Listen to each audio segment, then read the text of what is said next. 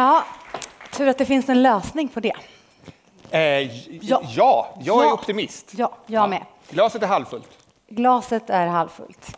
Du, Daniel, du ska vara kvar här på scen. Ja, så du får sätta dig ner, välja stol först här.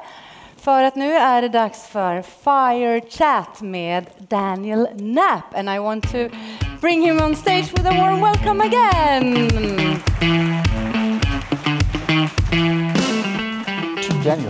Two Daniels to start with.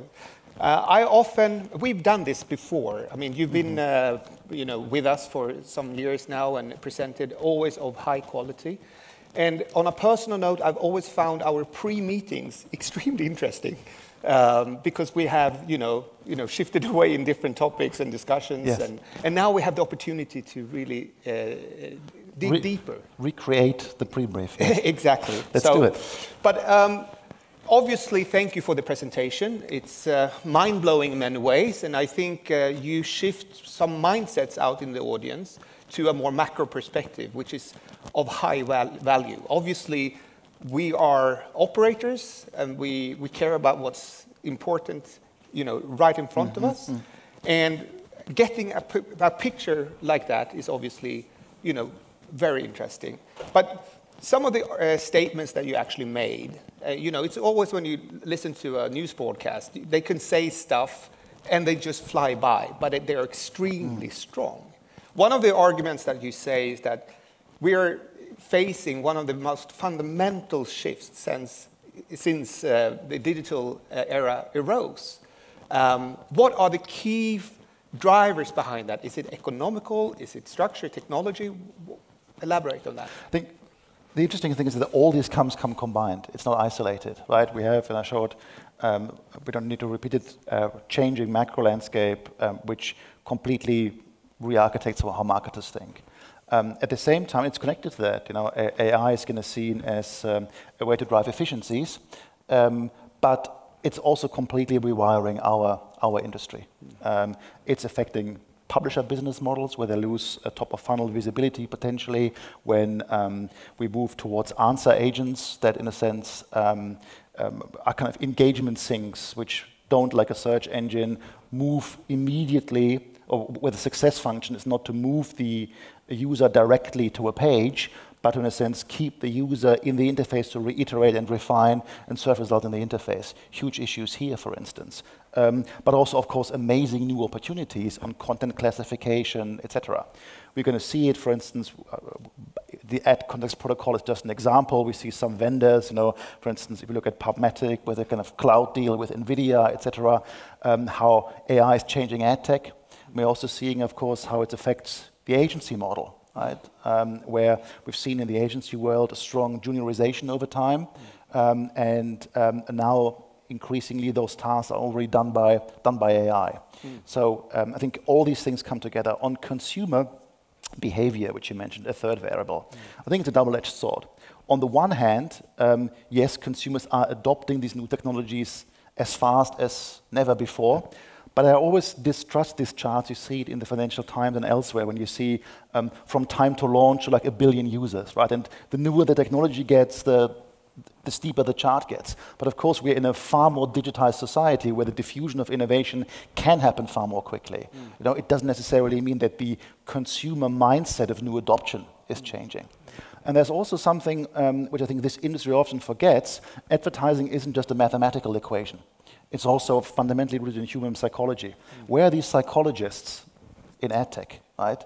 And I think we have, to put it frankly, sometimes, tech bros coming out there and saying it's all like an optimization engine and we're not really understanding what consumers want. Best example, I think, is agentic commerce, which is such a massive hype, and everyone is believing just because the technology is there, it's a sense of technological determinism, because it's there, it has to happen, that it's going to change commercial commerce behavior whatsoever.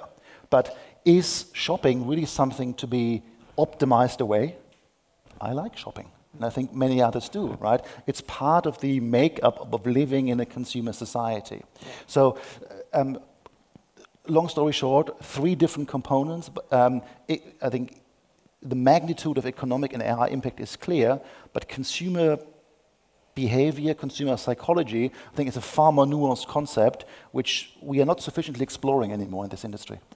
I agree. I used to say, I was a publisher back in the days, and I used to say to people that it's hard to match, with the consumer, because if you would see a person liking catwalks, fishing, and soccer, that would be a very normal person, but it would be a very strange magazine. Right, yeah. So it's a complex thing with human behavior, obviously, and so interesting. And also, I mean, from that, you also talked about the peak of advertising, which relates to this maybe, that we've taken the algorithms and the binary numbers, to the extent of where it can reach full effectiveness. Yeah. So companies spend record shares, you say. Where does this lead us? What do we need to do in order to get this, really keep on working as we expect and hope? There are many dimensions to that. The one that I stressed in this presentation was, of course, the notion of outcomes, but it's not the only one. It's also, how do I instrument those outcomes? How do I change working relationships? What's the value of a brand? How do I invest in channels that don't have the same feedback loop as others, right? Many marketers, in particular in this world of financialization, go the path of least resistance. I think we all know it, that what is measurable is not necessarily, easiest measurable is not necessarily the stuff that drives most impact. It's complicated. I think one thing which I think is good news, is kind of shift to more kind of MMM-based models that take into account more of the mid and long-term developments. And something else is also that some analysts speak about is, in particular, redefine the relationship between brands and agencies, which has, driven by procurement, always been in the last years a kind of fee and cost-cutting exercise. When you're, and the brands are also the culprits. If you're constantly just cutting costs, how can you create value when everything is in a pitch cycle? So I think much more, in a sense, combination of data infrastructure married with brand strategists and analysts, rather than cookie cutter media buying by the pound. Right. And I mean, from my point of view in this, I mean, I usually ask the same question when I'm on stage to people that are stating about the value of data and the progress of their new functionality and technology and stuff. And the question I ask is, if you would spend 100K 2005 and in comparison to 2025, would the 2025 campaign work harder? Given all the progress and things. And I think it's impossible to answer, obviously. But one of the things that I can relate to is that the bonfire aspect is gone, right? You place it in one media or in one channel and you, boom, you reach it, right? And you get instant impact. Now it's more diversified. Do you see a need from the inventory side, so to speak, the publishing side, to start collaborating more, to offer more demand-friendly solutions in terms of coming back to that bonfire reach aspect? Yeah, I think the bonfire reach, I think little anecdote on that. I think it's a great example. We recently at IB Europe had a retail media summit in Amsterdam, and we had a kind of stylized session. It was like MTV celebrity deathmatch television versus retail media, just to kind of play it out and trigger some debate. And of course, it was a retail media centric room, and I strongly support the retail media industry. But then when I asked the question, if you were an advertiser and you had actually same amount, 100K available, and you only had to pick one channel, would you put it in retail media, would you put it in television, right? And even the retail media people said television, right? So proof points are actually essential and show how these new channels can build brands. But to your exact question, there's far too much fragmentation in the market. And those scaled platforms who have single points of access, which are easy to navigate, whether it's transparent or black box doesn't really matter, but the ease often matters for marketers, is hugely important. We have this fragmentation both in retail media, we have it on the ad tech side, we have lack of collaboration between publishers, and a sense of hubris as well from many local national media owners that they are so important. Yeah. And they are from a democratic perspective, yes, but for advertisers, less so. So we need to build these united fronts, and the problem is, so many talks have been done over the years about publisher alliances. We saw them emerge in the 2010s, 2012s in France with Laplace Media and Audience Square. Didn't work due to government model. But why is that models. so? Is it vanity? Yeah. Is it internal politics? Is it like greed? Is it... What I think first, lip service to collaboration. It's the easiest word to slide over someone's tongue on a panel. We must collaborate. Yeah. But how does it actually look like? Yeah. How do we get from that talk to the action? Right. What are the incentives? Often governance structures are set up in a way that they're based on value extraction and not value maximization. And that's normal when you are operating in businesses with squeezed margins, right? I think someone who's done it better is Ozone in the UK, which is kind of, where there's kind of C-level pledge to keep money in it, to build it out, etc. But that's not the only thing. And many publishers still see, and it's also infused by, unfortunately, outdated regulatory frameworks, see themselves, see each other as competitors. And in Germany recently, it was a major regulatory, in a sense, relief when a medium-tier publisher could buy another medium-tier publisher. So regulation still isn't set up for a world that says actually consolidation within the national market is a good thing, and it doesn't harm media pluralism and actually support it over the long term. And obviously, it's easy for us to say. It's more difficult for them to execute. Yeah. But one of the things that I see is that they should look at what's the real competition. Is it overall, or is it in winning consumers, winning audiences, and then you collaborate on in other aspects, right? I think that if you go it more granular and define what your actually competition is, then you might be able to find gaps and opportunities there to start collaborating on other stuff. Yeah. And a new challenge, I think, is actually on data sharing. Think of retailers and publishers. Everyone knows, okay, we need to use first-party data or other data via clean rooms or other ways that should provide better targeting and maximize reach.